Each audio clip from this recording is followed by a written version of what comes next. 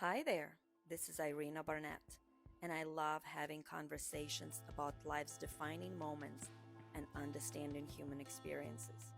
Moments That Define Us podcast is dedicated to healing the world one story, one defining moment at a time. So let's get into another conversation. Hi everyone, welcome to another episode of Moments That Define Us. I'm your host, Irina Barnett. Today I'm having a conversation about money, especially when it comes to women, because oftentimes I feel like we have this idea, we have this scarcity minds when it comes to money. We don't want to. Some women, and I've talked to so many women that would say, like, I'm even scared to say how much money I want to make, how much money, my business wants to make. And I'm hoping that our guest will tell us some stories about women and how she's changing women's mindset when it comes to money. So today on the podcast, I have another Colorado native. Her name is Meera Shireem Myers. She is certified financial planner, and she has her own company, wealth management company called Full Body Finance. Meera, welcome to Moments That Define Us. Hi, Irina. Thank you so much for having me. I'm so happy to be here. You and I met at this amazing event full of women. And what I right away liked about you, I remember I was standing and talking with my friends, and we were talking about money. And you walked past by, and you like, you guys talking about money? I want to talk about money. And that was amazing because, again, I think, and correct me if I'm wrong, that women have a little bit of a scarcity mind. And again, we can't generalize and say everybody, but is that kind of been your experience? I feel like historically women have been left out of a lot of conversations around money. And so, therefore, the topic of money doesn't feel as natural.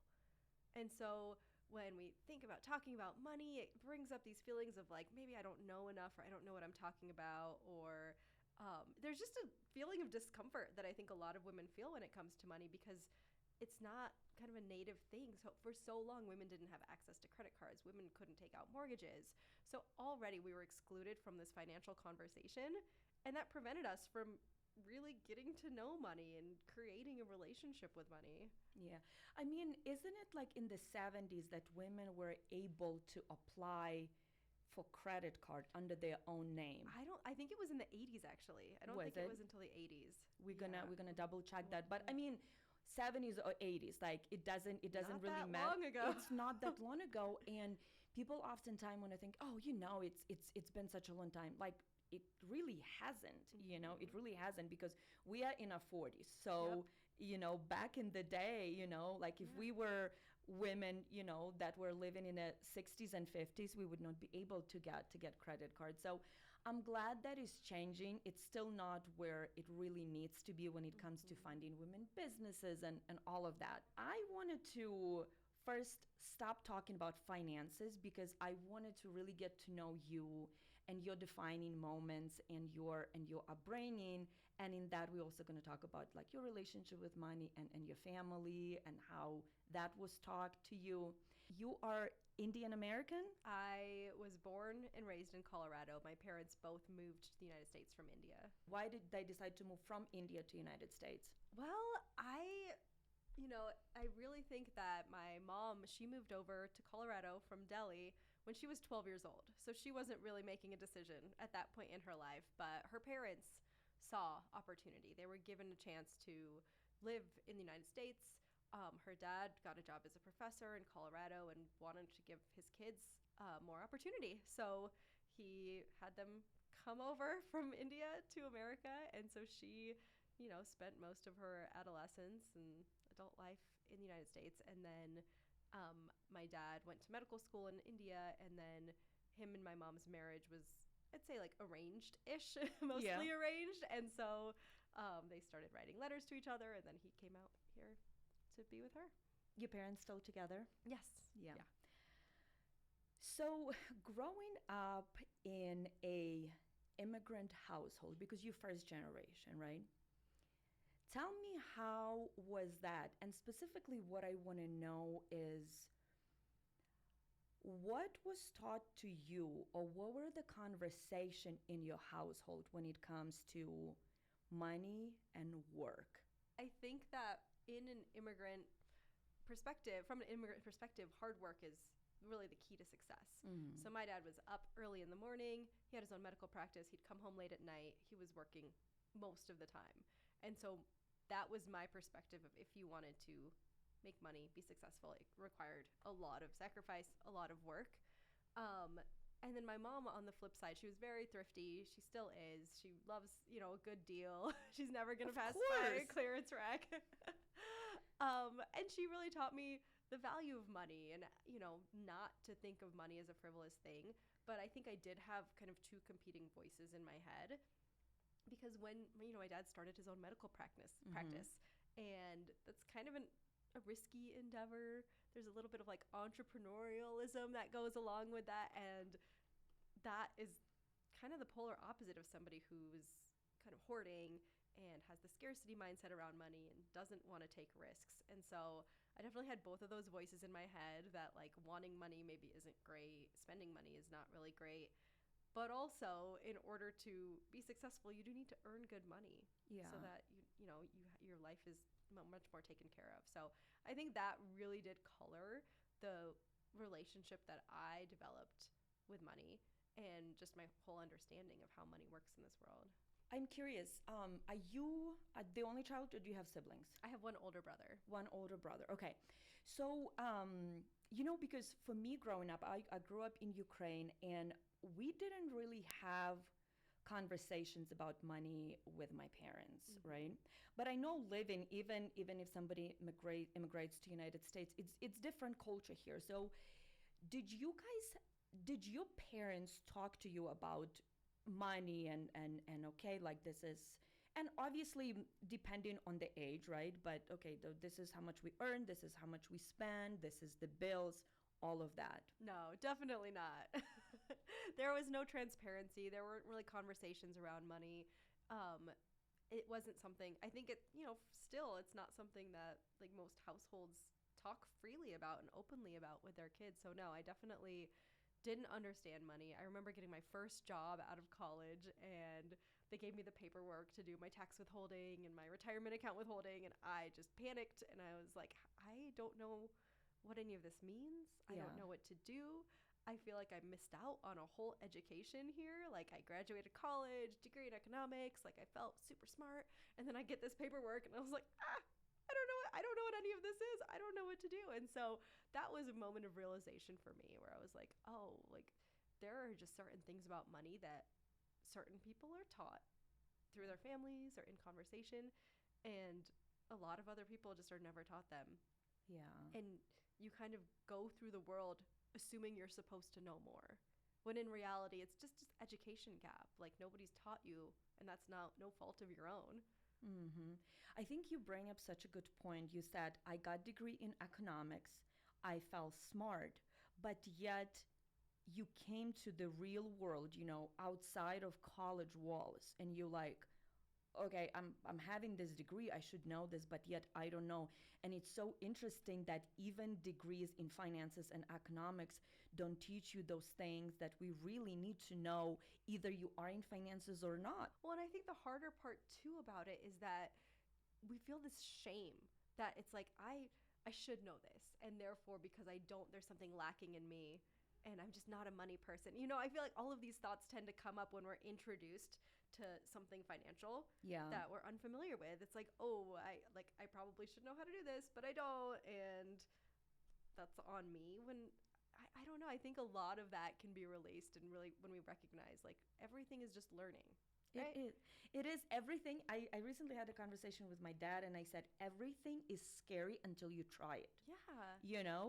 You might try it and not like it, but once you try it, you're like, okay, this is not bad. I wanted to go back a little bit to your like growing up and your family.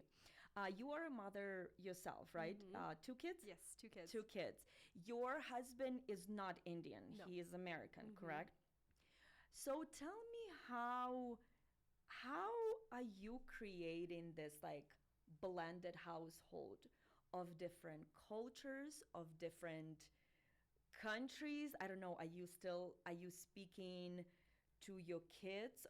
Because I know there's a few different languages in India, right? Yeah. Like, are you speaking to them? Have you taken them to India? Like, tell me a little bit about like your now household and your influence, from being Indian American. I think we're very lucky in that my parents actually live in the same neighborhood that we do in Boulder. Nice. And so my kids do get to spend time with them and are exposed to a little bit more of the cultural traditions. Like, I was born and raised in Southern Colorado. Yeah. And so I don't have as strong of a connection.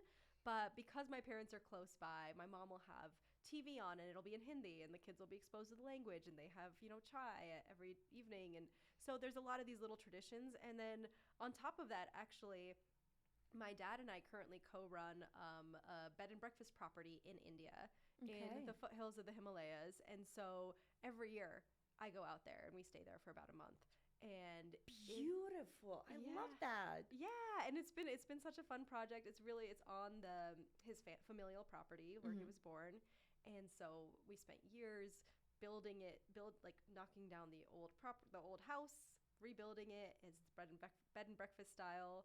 At this point, we have consistent guests, and it's like an actual real business. But it's really nice for the kids to have that connection to India. So every year we go to Delhi. My mom is from Delhi. We spend a few days there. They get to see Delhi, and then we trek up to the mountains, and we spend a few weeks just there and around people who are speaking Hindi, and with a lot of the Indian cultural traditions. So I didn't grow up speaking Hindi. My parents both speak Hindi, and I grew up understanding some of the phrases, and I actually learned how to write the script so I can read and write Hindi.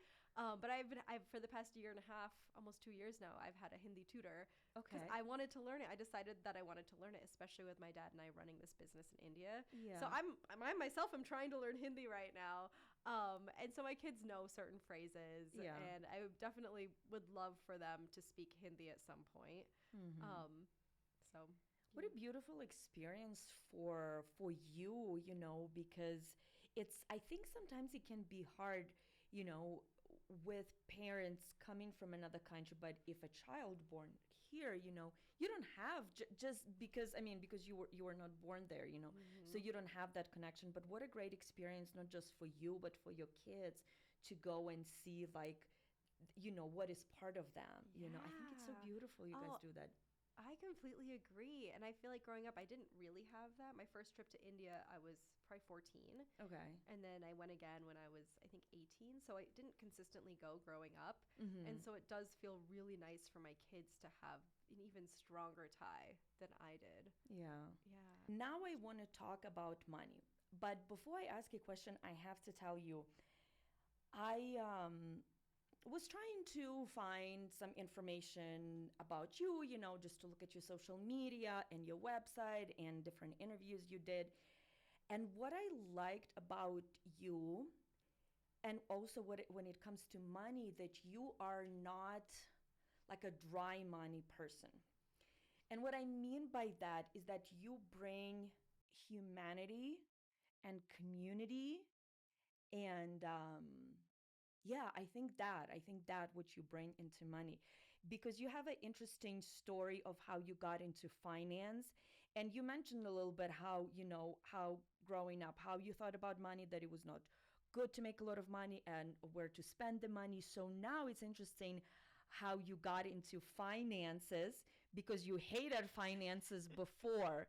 So take me back to your first job in San Francisco. I always had this vision of working in nonprofit. I think just growing up, the way that I was raised, it was really ingrained into me that, if we have the ability to help people, that's what we should be doing with our time and our talents and our resources. Only if everybody thought that with a lot of money. Right. So I always, had this dream of working in the nonprofit world. And when my husband and I moved to San Francisco, was right when we got married. And it's funny, like the nonprofit world was very competitive. And I had in San Francisco. Okay. And I had a really difficult time finding a job. and it was a little disheartening.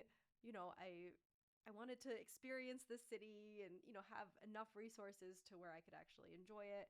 And I just wasn't finding the position that I Mm-hmm. could. And so I ended up, one day I was just on Craigslist and I saw this, you know, finance job, entry level. And I was like, I should just go for it and see, just like apply and see if at least I'll have some income, some job coming in. Yeah.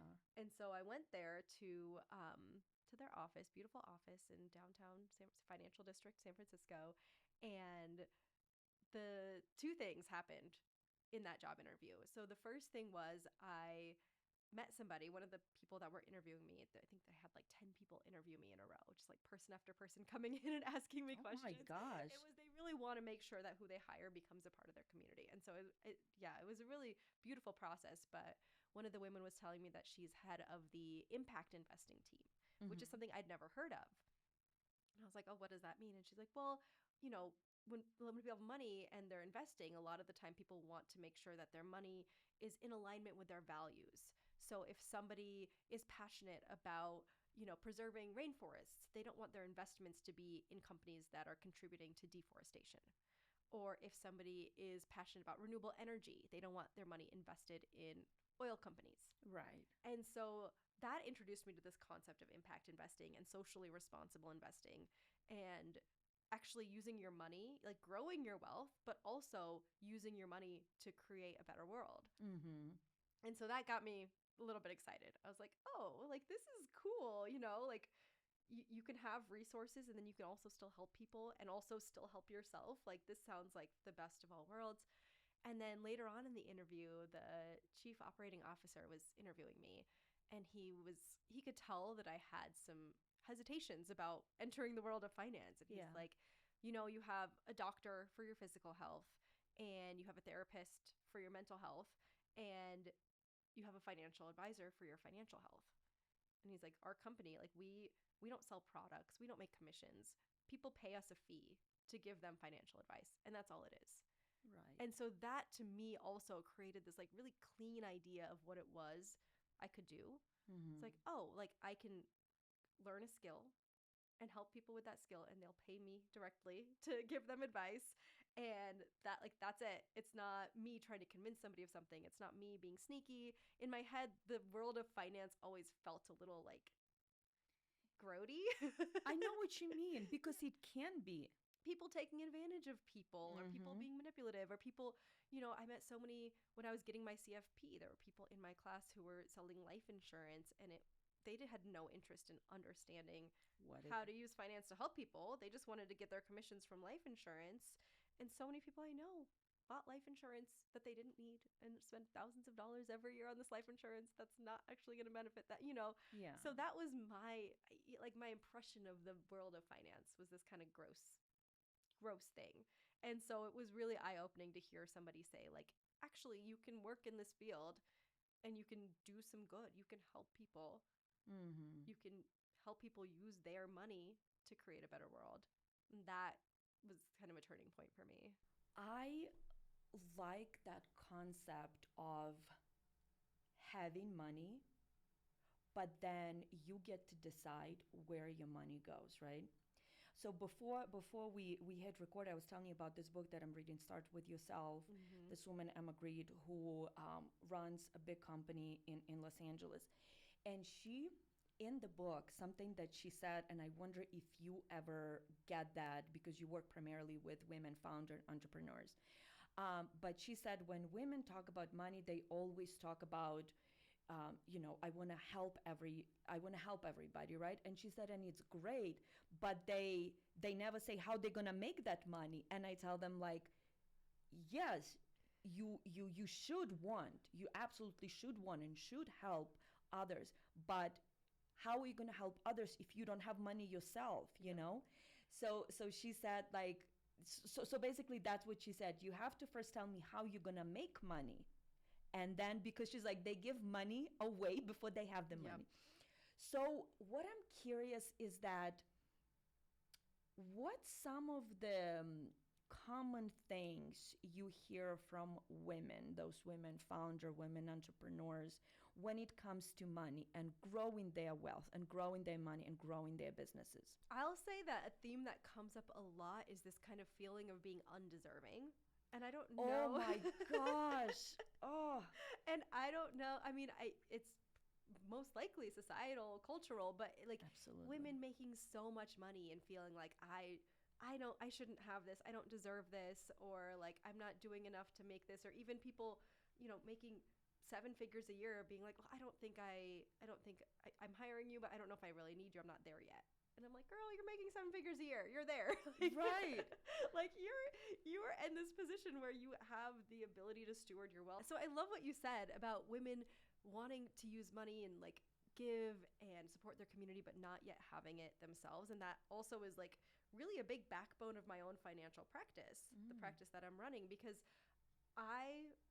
a big thing to me about money is the stewardship element of it. Like, how can we use our money to support ourselves, support the people we care about, support our communities, support the people the whole world that we live in? How can we steward our money in ways that lifts everybody up? Mm-hmm. But before you get to stewardship, like the whole framework that I have, before you get to stewardship, there's a lot of other things that have to happen. Right. You need to figure out your own relationship with money. Figure out why maybe you're avoiding looking at your bank statements, or why you don't want to have that conversation with your financial planner, or you avoid your accountant or whatever. Understand these inner, like your nervous system response to money.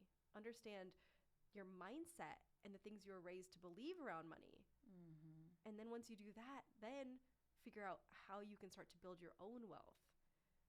And then from there, you can go into the stewardship side of things. It's like filling your own cup before you start filling everybody else's, putting your own oxygen mask on before you start helping everybody else. And I love the sentiment behind, wanting to give and support communities. But the more wealth you are able to build yourself, the more you're able to support other people. It has a compound effect. I feel like it's just the nature of us as women, right?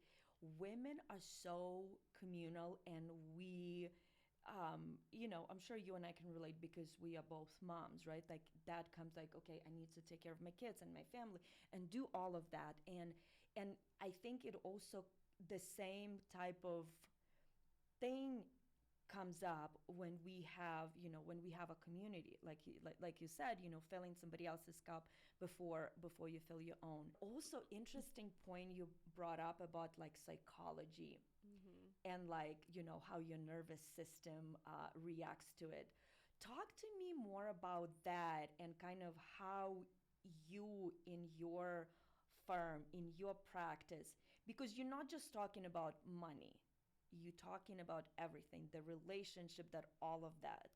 So talk a little bit more about that in your practices. When I started my practice, I have my CFP. I'd been working for multiple Tell firms. people who don't know what CFP is. So CFP is Certified Financial Planner. Okay. And basically there's an experience requirement, there's an education requirement, then there's a test that you have to take and pass, and then there's a continuing education requirement. So every year you have to keep learning. Right. So I would say it's pretty rigorous, and it really is, when you're hiring someone to work on your finance, you would want them to have a CFP. Okay. Just because you know that they have a very well-rounded education. So I started my firm, I had my CFP, I had my work experience, and I started working with clients, and I would tell them what to do and tell them, how you can make better decisions, make this decision around money, put your money here. And I would notice that they wouldn't always do it. Mm-hmm. And I was like, well, that's weird. So I started kind of like digging around, doing some research, and learning a lot about psychology and money mindset and the ways that we think about money. And I actually ended up doing a mentorship with a financial therapist and really trying to understand what's happening in our brains when it comes to money. Why do we think the way we think about money? Where do those thoughts come from? Like if you were raised on Disney, usually the bad guy was the rich person, right? Right. And so you have like these like tiny little things that are just so conditioned into you that you don't even realize that that's like your default. It's like, oh, if I make too much money, I'll probably turn into the bad guy. Mm-hmm. So all these stories that live in your head around money. So I did all that work, and I started to incorporate money mindset work into my financial planning practice, and really, digging and helping people understand their money mindset. And that was good. I saw people making different decisions. I felt like people were making better progress. And then I noticed that, that still wasn't quite it, right? I help people understand their money mindset, but I remember specifically I was on a call with a client and we were having a beautiful conversation around money, and then the conversation turned to her Roth IRA. Okay. And I started talking about her Roth IRA, and I just saw her eyes glaze over, and she was gone. She was no longer in the conversation with me. Like her attention had left. And I was like, what just happened? Because we've talked about money, we've talked about her family history, all of these things, but all of a sudden I lost her. And I started to dig in, as I do. I'm like a researcher. I'm the person who goes down rabbit holes on Wikipedia. And I started learning about our nervous system. And I started learning about, I remember like Googling the phrase somatic finance. And I found what is it? And I found a woman who had written a book called The Body of Money. And it's basically how our nervous system responds to financial topics. And like we can get into fight or flight mode. And that changes our decision-making processes, right? We're no longer in our complex decision-making brain. We're in our like lizard brain. And so even if we know what we're supposed to do, we know why we're supposed to do it, we still might not do it because our body is actually putting us in this freeze. So then from there, I did a teacher training for somatic therapy to learn how to help other people with their nervous system.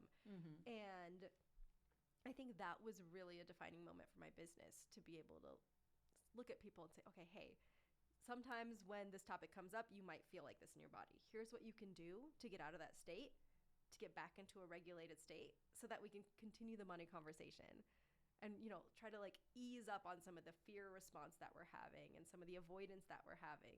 So there's actual like physical things that we can do to regulate ourselves, ground ourselves so that we can continue on our financial journey. Everything is connected in our body, isn't it? Isn't it just so interesting as you start learning more and more about whatever field that you're in and how body reacts to different things? And I think that's why I really wanted to have conversation with you, because again, like that's what I mean. You're not a dry finance person, right?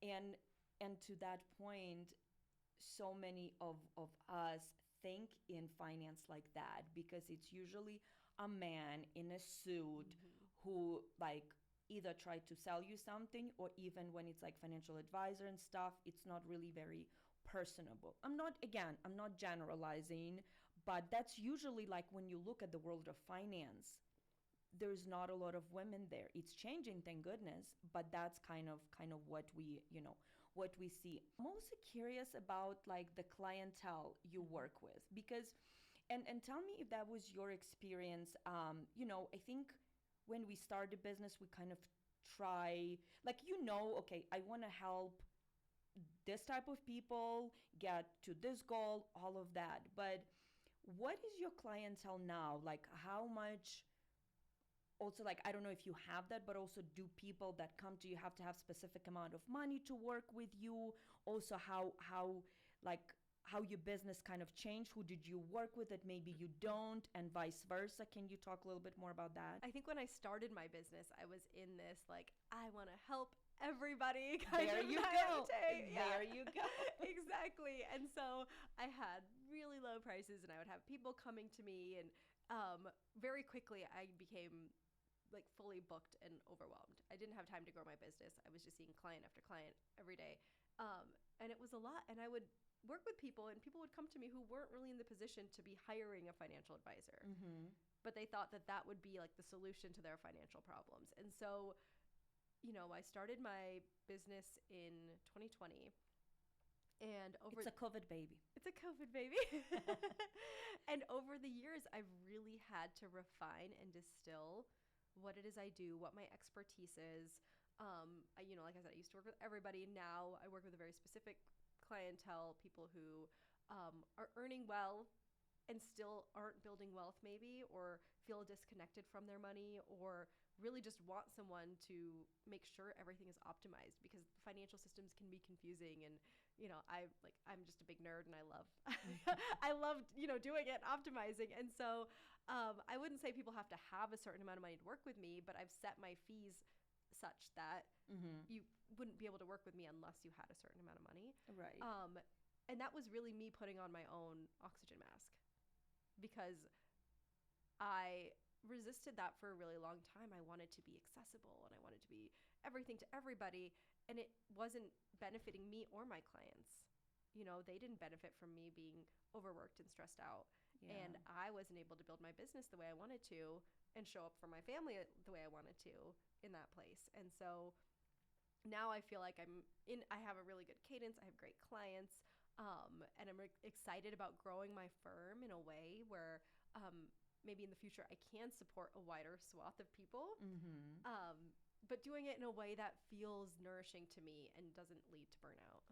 It's interesting how you also were that woman Mm-hmm. that say, I want to help everybody. Mm-hmm.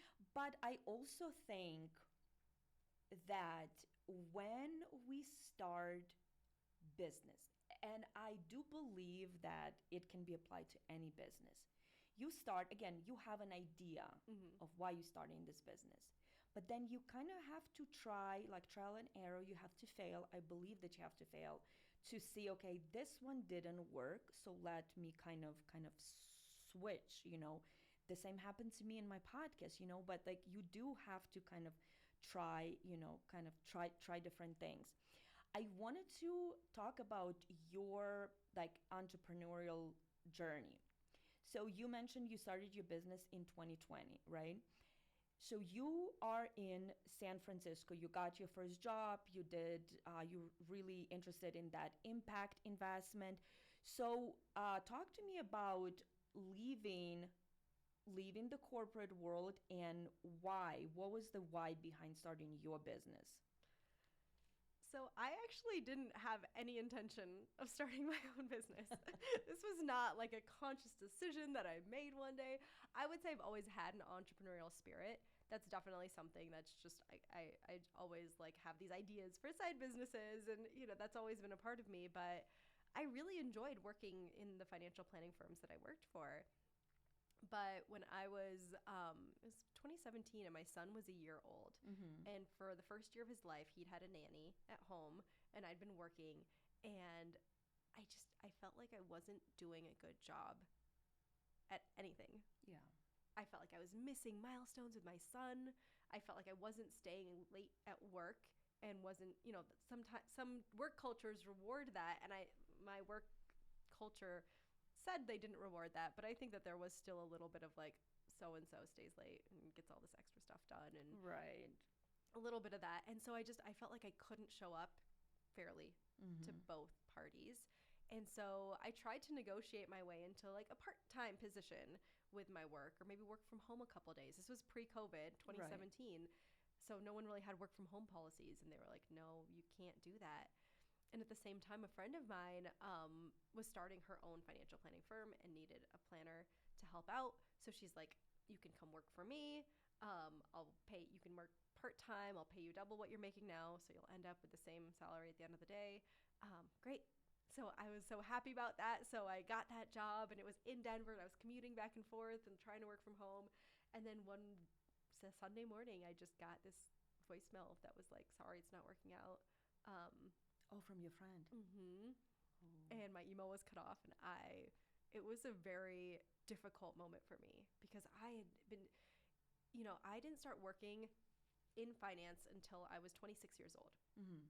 And so for after college until that point, I had just been kind of wandering, like working in nonprofit a little bit, not really knowing exactly what I wanted to do. And so when I found the world of financial planning, I realized, okay, like this is what I want to do. I finally found the thing. This is where I want to be. And so to get that phone call and be like, sorry, we can't keep you on. It really was difficult. I remember just like crying and not knowing what to do, and thinking I had this dream job at this firm that I loved, and I left it, and now like I have nothing. And it was really hard. And I was talking to a friend about how much I was dreading job hunting, and she was like, well, why don't you just do it on your own? And I was like, don't we just like need those friends? We need those who friends. just, oh like- my gosh, we need those friends. And I was like, that's crazy. Like, what? She's like, no, like, I have a friend. He just bought a business. He needs help with the finances. He's totally freaking out. Like, I think you could help him. Why don't you just do it on your own? And the more I thought about it, the more I was like, I guess I could kind of try. And so I did like financial consulting for a few years. And I would just help small business owners with their finances and like figure stuff out. And finally in 2020, early 2020, someone was like, well, you should just start your own financial planning firm. Right. I was like, that's way too complicated. Like, I can't do that. I don't know. Like, I've got, I have like a 1-year-old and my son was at 4 at the time. Like, it seemed like a lot. And she was like, no. Like, I think you could do it. Like, other people do it. If they can do it, you can do it. Like somebody who just kind of says things in a matter-of-fact way. And I was like, all right, I guess I'll like start figuring it out and just piecemeal, step by step. I kind of just figured out how to start my own financial planning firm. And luckily there's really great resources and software tools and things like that. And it was really scary in the beginning. I was always scared that I was doing something wrong and like someone was going to come after me. But here we are 6 years later. What was the biggest defining moments for you as Meera when it comes to starting your business and having your own business? I think registering my firm for sure and being like, I'm running an investment advisory firm. Like that, I didn't, it's one of those things where like, you do things and you're capable, but you don't actually think you're capable. Yeah. Can relate 100%. Right? Yeah. And then you do it and you're like, oh, I'm the owner of a firm. And even now sometimes like I don't lead with that. And I'm like, no, Meera, like you're running an investment advisory firm. Like that's pretty cool. So that was definitely a big one. And I think the other big one was raising my rates and having my first client at my highest rate. Do you think, oh my gosh, that is such an interesting thing when it comes to money, but also like charging for your services, right? So tell me, like, why did you decide to raise your rates? And also, because I'm sure, and you correct me if I'm wrong, I'm sure you were like, I don't know if I'm worth this much. Like, where are those conversations going through your head? And also, when you raise your rates and you had already your steady clients, how did they react to this? Deciding to raise my rates, I think it was definitely gradual every year, kind of raising them a little bit more until I finally was like, I need to make a big shift because I understand the lifestyle balance that I want. I understand the type of people that I want to work with. And I also understand my own expertise. Yeah. And I was sitting over here with this, the firms that I worked for were firms that supported really high net worth individuals, people with millions, multi-millions. And that was my area of expertise.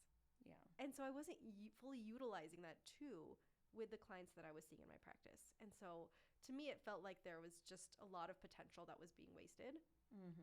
And so that was a really big moment for me. And, it's always hard to raise your rates.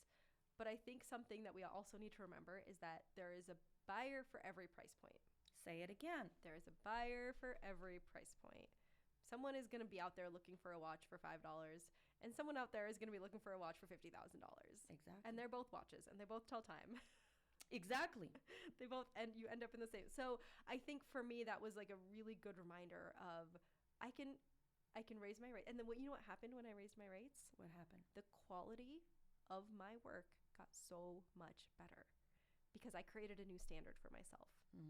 And I think that more people need to sit with that. And especially entrepreneurs, you're doing this work, and if you only charge this much for it, you don't have to do that much. You don't have to put that much effort in.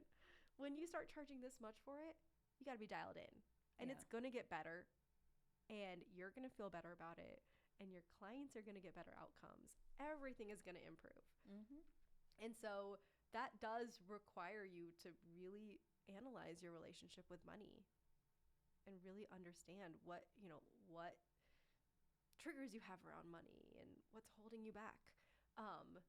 And so I think that was part 1 and 2 of the 3-part question, but I don't remember the third part. Oh, how was the the client response? the client response? I will say it was very surprising. I had a couple clients that were longtime clients that I was like, they're not going to have any problem with this. Gone. Gone. And I had a couple clients who You thought were going to be I gone. thought were going to be gone. I thought were like, this was going to be too much for them. And it wasn't. And they were like, this is great. I'm so happy that you're doing this. Like, really, like, this is amazing. And I want to stay. And so that surprised me as well. And I think that that was really educational for me. Yeah. Yeah. I think that sometimes people we work with like surprises, especially, you know, when you provide services like this, right? Because you're like, oh, this too will stay for sure. They can afford me and stuff. But I don't think even that's like, I don't think it's even about money. It is about seeing value in what you're providing, right? I mean, of course, like if people cannot afford, right? That's a whole other thing, Yes. right? Yes. But I'm talking about people that can afford. Yeah. It's sometimes people have and I don't know if you ever work with people like that. Sometimes people have a ton of money, but they don't see the value. They spend money in wrong places. They do wrong things. I mean, we see that in the world, right? Yes. How there's so many people with so much money, but they're not doing the right thing. They're not seeing the value of putting their money into something that will actually help humanity, help the earth, help communities, right? Yep. So I think it's seeing the value. And then I'm sure for you it was like, oh, now I know the type of people I want to work with. Yeah. You know? Yeah. I think that, that was big for me. And then another thing that really like it made a huge impact on my openness to changing my prices was seeing other people, mostly men, Okay. charging way more than me and offering way less. Like I have a client right now and one of my female clients, and he switched to me from his old advisor, and he was paying his old advisor, who was maybe meeting with him twice a year, standard meet 3 times the amount that he's paying me now. And I was like, that like I need that kind of audacity. You need the audacity of the mediocre white man. No, exactly. Like you know what? I feel like I am so passionate about this work. I'm so involved with it. I'm so dedicated to these transformations. And there's value in that. And somebody else out there is looking at people like numbers and checking them off their quarterly, semi-annual checklist. And that's what they're offering. And they're charging more money than I am. So why would I shortchange myself? Exactly. Why would I devalue myself like that? I'm glad that you saw that and you didn't, and you like really, because we have to first believe in ourselves, right? Because if we don't believe in ourselves, if we don't really like deep inside our soul and our head and our heart believe like, no, I am worth this amount of money. I am going to work with this type of people, And again, from the other side, like if people see the value that you're providing, they will work with you, because to your point, yeah, there is a buyer for every product, not that you're a product, but you're providing a product. But also like your personality, and you can tell that you care about people, which I think the world of finances need more, Yes. But also I think what's interesting about your business, and I wonder, like I was doing a little bit of a research on you, and I listened to the podcast you've done a while back, and I wonder if you're still doing this. You were talking about maybe creating an app where like people would see where they spending the money and how basically it's impact everything. Is that still something on the work? Is you working still on that project? Because I thought it was really cool. I mean, that is what really lights me up, is understanding when we think about money. Okay, let's say you have $1 million. Right. It's not just sitting under your mattress in a suitcase, right? Right. It's in the bank. Most likely it's invested, and other companies are using that money to build something. So in my mind, money is this very fluid thing. It's not that we have it when we have it. It's that we have control over it. We get to decide who's using that money, right? We get to decide who's being supported by that money. So when we invest, we're deciding like I have this money. I want this company over here to use my money to build something beautiful, and then I get a return from it. And so my, the ideas that I have around how we can have more visibility into what our money is doing, like I am so passionate about that. I think that we have to like balance the things we're excited about around like what actually works, what people actually want, like temper our enthusiasm for things. But really my whole mission, I have like my whole rich hippie brand, and my whole mission there is really for people to be more connected to their money, to really understand when you spend money, when money leaves your hands, who is benefiting from that and who is potentially suffering for that. Yeah. And I think so many of us in the age of one click and Amazon and all of these things are so disconnected from how our money is flowing and how it's creating that ripple effect and how it's making an impact. And so that's like where that app comes in. We're like, I would love for people to see like, oh, you bought this thing from this company, and this company is owned by this woman, and this woman is, passionate about these kinds of projects, and she uses her wealth to support this type of thing, and really understanding like the cyclical nature of money. And that's why I like that. I think it's so cool for us to be able to see. I mean, we partially, I don't know, because you mentioned Amazon, right? Which majority of people shop there, We know that Amazon is not like, it is very easy to shop there. You're right. It's one, 2, 3, and then the next day or a few days later, the product is show up by your door. That's very convenient, and that's why they did this, right? Yep. But what is Amazon as this giant? What are they doing? Right. What are the people that are in charge of Amazon? What are they investing money on? Because sure, you got yourself a shirt, whatever, and it's easy and convenient on one hand, but then there's this much, much bigger impact that we are part of because we give in that money to them. But we're disconnected from it. But yeah. And so it's like we're in this age where our consumption is very disconnected. We have money coming in and we send it out and get the things we want, but we don't actually see a lot of the process behind it. And I have this like gratitude practice that I always tell clients to do, and I call it extreme gratitude, but it really is like looking at something in front of you and saying, okay, like what did it take for this to get to me? Like this microphone, like there's components inside of it, probably minerals that had to be mined somewhere, right?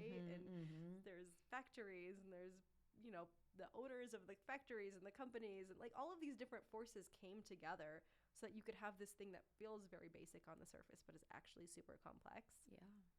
And I think so often we mindlessly go through life just taking for granted the complexity of everything around us, taking for granted the human effort, wondering why things aren't cheaper when people should be compensated well for the things that they do. Exactly. Yeah. Exactly. We are kind of getting close to our time, Meera, but if you can, specifically for women, because we are both women, so and I want women to get more wealth, more funding for their businesses.